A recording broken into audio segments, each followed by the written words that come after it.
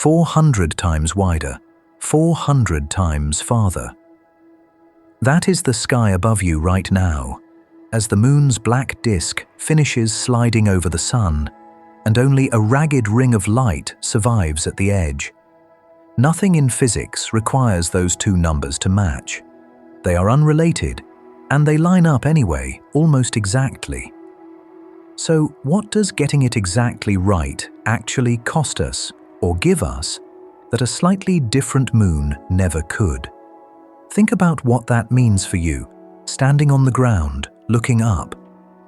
It's like holding a coin at arm's length to blot out a stadium floodlight a mile away, and having it cover that light exactly, down to the last sliver of glare at the rim. Move your hand an inch closer or farther, and the fit breaks. That precision is the only reason a total eclipse is something you can look at and see something extraordinary, instead of either a blinding sliver of sun or a flat, empty black. It is also the only reason any of this is happening during the sliver of Earth's history when someone exists to watch it. And a fit this exact, held across sizes and distances this different, is far more delicate than it looks. Here is the honest, partial answer.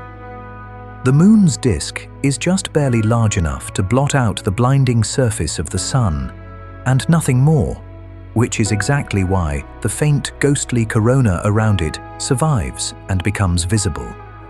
A slightly bigger moon would smother that corona completely. A slightly smaller one would leave the surface still blazing, with nothing worth watching at all. But that answer assumes the moon is always this exact size in our sky. And it is not, because the moon's orbit is not a circle. So the deeper question is this: is a total eclipse even guaranteed to look like this every time? To see why, picture two disks held up in front of you, one small and near, one enormous and far. What matters is not either number alone, it's the ratio between size and distance. Hold up a coin an inch from your eye, and it can blot out the same patch of sky as a dinner plate held across the room. The Sun is about 1,392,000 kilometers across. The Moon is about 3,474 kilometers across, roughly 400 times smaller. And the Sun sits about 149.6 million kilometers away, compared with the Moon's average distance of 384,400 kilometers, which is roughly 390 times closer. Two ratios, built from completely different numbers, landing within about 3% of each other. So why doesn't that ratio just hold forever? Because 384,400 kilometers is only an average.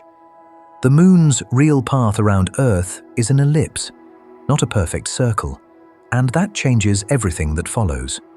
So does the Moon always cover the Sun the exact same way, every single time? Not even close. At its nearest point, called perigee, the Moon sits about 356,500 kilometers away. At its farthest point, apogee, it drifts out to about 406,700 kilometers. That swing alone changes the Moon's apparent size in our sky by more than a tenth over the course of a single month, which is a bigger jump than it sounds, because the Sun and Moon only differ in apparent size by a hair to begin with. At perigee, the Moon actually looks slightly larger than the Sun, enough to swallow the whole disk with room to spare. At apogee, it looks slightly smaller than the Sun instead, and that difference is the whole story, which means when an eclipse happens to fall near apogee, the Moon is measurably too small to cover the whole solar disk. A thin, brilliant ring of the Sun's surface stays exposed even at the moment of so-called totality, and that ring has a name: an annular eclipse. An annular eclipse is not a lesser, failed cousin of a total one. It is the exact same alignment, the same shadow, the same three bodies in a perfect line, with the moon simply a little farther down its own orbit that month. That same coincidence you just watched wobble month to month is not resetting itself back to zero. The moon is drifting farther from Earth permanently every single year. So what does that do to the match? Not over one orbit, but over deep time. Here is the number behind that drift. The moon is receding from Earth at about 3.8 centimeters a year, measured with startling precision by bouncing lasers off small reflectors that astronauts left on its surface decades ago.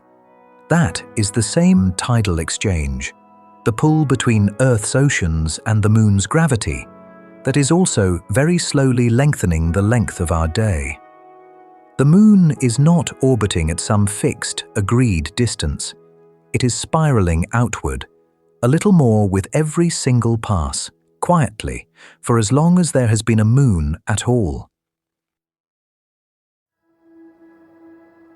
In the current era of this slow drift, annular eclipses already happen somewhat more often than total ones on average across the sky as a whole. Out of nearly 12,000 solar eclipses catalogued across 5,000 years of recorded history, more come out annular than total. 33% annular against under 27% total. That doesn't mean any single eclipse leans one way or the other. Distance at the moment still decides it, but it does mean the long-run average has already tipped past its own midpoint. The exact fit coincidence was never a stable, fixed feature of the sky. It is a crossing, a threshold, and on average, the moon is already on the far side of it. That drift is not some vague, abstract stretch of deep time with no shape to it. It has a beginning, and it has an end. So when does the last total eclipse actually happen? Run the drift forward far enough, and the moon eventually becomes too distant, on average, to ever fully cover the sun's disk again, anywhere on Earth, for anyone. Total eclipses simply stop happening. Only the ring remains after that, forever, for whoever is left to look up. Now run it backward instead. Early in Earth's history, the moon sat much closer, close enough to smother the corona entirely, swallowing far more of the sky than just the sun's blinding surface. Picture that sky. No ring of fire, no glowing crown at the edge, just an abrupt, total darkness falling over everything, with nothing to soften it, and no one there yet to watch it happen anyway. So total eclipses, as a kind of event, are bounded on both ends. They are a temporary phase in Earth's long history, not a permanent feature of it. The commonly cited estimate for when the last one ever occurs is around 600 million years from now, though that number shifts depending on exactly how the recession is modeled going forward, and it's worth holding loosely rather than treating as a fixed date on a calendar. So come back to where we started, 400 times wider, 400 times farther. Two numbers with no reason on paper to line up, that happen to line up anyway, closely enough that the moon covers the blinding surface of the sun and nothing beyond it, letting the corona blaze at the edges instead of vanishing or staying hidden. Minutes ago, that was just an odd coincidence hanging over your head. Now you know what it actually buys. It buys a corona, a faint crown of plasma more than 1,000,000 degrees hot, wrapped around a star, visible for a few minutes at a time, only because the fit is this exact. And it buys it for a narrow, finite stretch of Earth's multi-billion-year history, a window with a closing date, and by pure chance, that window overlaps almost exactly with the only slice of time in which anything on this planet was capable of looking up and understanding what it was looking at. And it is worth saying plainly, nowhere else in the solar system gets this. Stand on Mars and watch its little moon Phobos cross the sun, and you get a small, dark dot creeping over the disk. A transit, nothing more, because Phobos is far too small for its distance to ever produce a corona. Stand near Jupiter instead, and its large moons do the opposite, swallowing the sun completely. No ring, no corona, no delicate edge left to see at all. Only here does the arithmetic land close enough to carve out that fragile, glowing crown.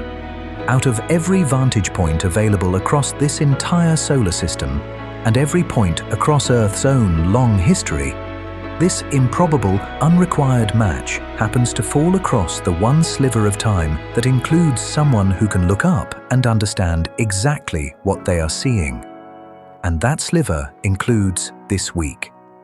A total eclipse crosses northern Russia, Greenland, Iceland, and northern Spain this coming Wednesday, the first one visible anywhere on Earth in 28 months.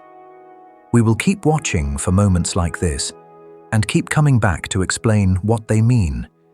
Because right now, this exact match still holds, and for a while longer yet, it is still ours to look up and see.